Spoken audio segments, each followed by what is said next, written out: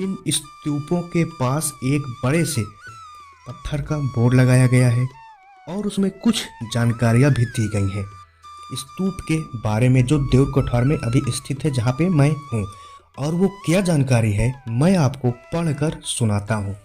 मौर्य शुंगकालीन बौद्ध स्मारक बरहट 3री व 2री शताब्दी ईसा पूर्व देउर कोठार माड़ी घाट जिला रीवा।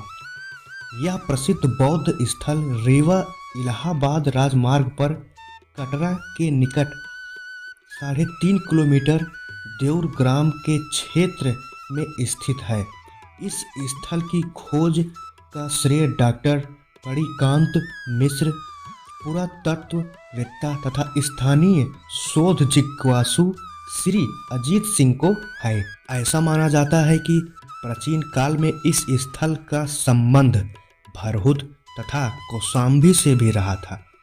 विस्तृत अध्ययन एवं पुरातत्वीय उत्खनन सन 1999 से 2000 तक ज्ञात हुआ कि यहाँ मौर्य तथा शुंगकालीन ईसा पूर्व 3री तथा 2री शताब्दी विभिन्न प्रकार के पूरा अवशेष है जिनसे स्तूप विहार भवन के अवशेष इत्यादि है।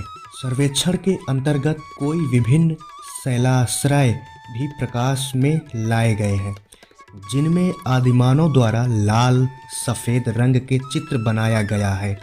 ये समस्त पुरावशेषों से सबसे महत्वपूर्ण ईंट का स्तूप क्रमांक 1 है जिसका निर्माण मौर्य काल में एक चौकोर चबूतरे पर किया गया था। कालांतर में शुंग काल में स्तूप में हार्मिका तथा प्रदक्षिणा पथ निर्मित किए गए हैं जिस पर दान दाताओं के नाम ब्राह्मी लिपि में उत्कीर्ण किया गया है। वर्ष 1999 से 2000 में भारतीय पुरातत्व सर्वेक्षण भोपाल मंडल द्वारा यहाँ पुरातात्विक उत्खनन करवाया गया जिसमें प्रदक्षिणा पथ के अतिरिक्त पश्चिम दिशा में एक विशाल लाल बलुआ पत्थर के स्तंभ के टुकड़े मिले हैं जिस पर 6 पंक्तियों वाला भगवान बुद्ध को समर्पित लेख ब्राह्मी लिपि को प्राप्त हुआ है। संभवतः पश्चिम में ही प्रवेश द्वार रहा होगा। उत्खनन के अंतर्गत भूमिगत ईंट निर्मित नालियां तथा अन्य पुरावशेषों भी प्राप्त हुए हैं। कुछ ऐसे भी स्तूप के भाग मिले हैं जिससे प्रतीत होता है कि स्तूप का भूविन्यास स्वास्थ्यकार कर रहा होगा।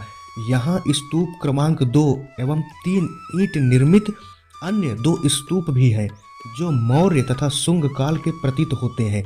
स्तूप क्रमांक 2 पर भी खुदाई का कार्य किया गया तथा यहाँ से भी पुरातत्ववेत्ताओं को ईसा पूर्व 3री व 2री शताब्दी के अवशेष प्राप्त हुए हैं। यहाँ तकरीबन 40 स्तूप के अवशेष हैं जिससे यह प्रतीत होता है कि यहाँ बौद्ध धर्म का एक बहुत ही विस्तृत स्मारक रहा होगा।